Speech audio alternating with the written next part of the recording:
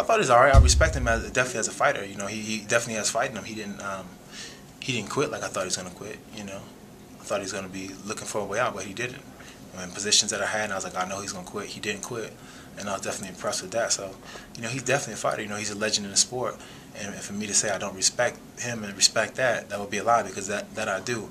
But at the same time, on the personal side, why every single time he loses, he has to make excuses? Just say, you know what, I lost, and that's the end of it. You don't have to say it's because of this or because of that. It was a boring fight or this or that.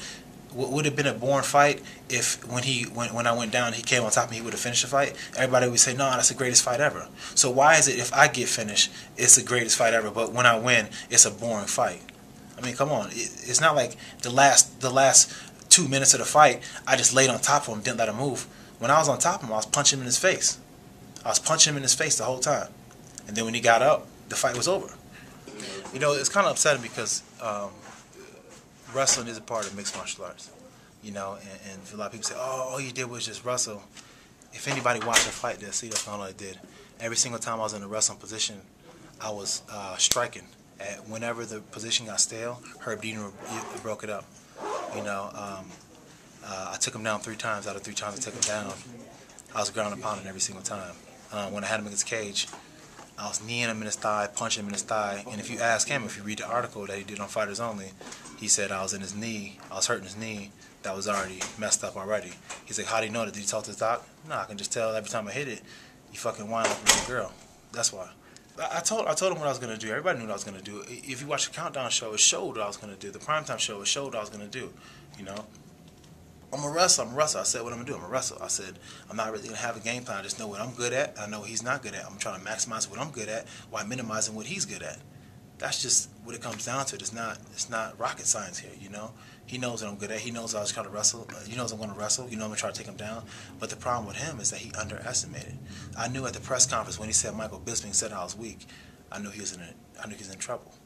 Because the moment we locked up against the cage and he tried to get me off the cage and tried to put me to the cage, I brought him back to the cage and made him stay there until Herb Dean broke it up.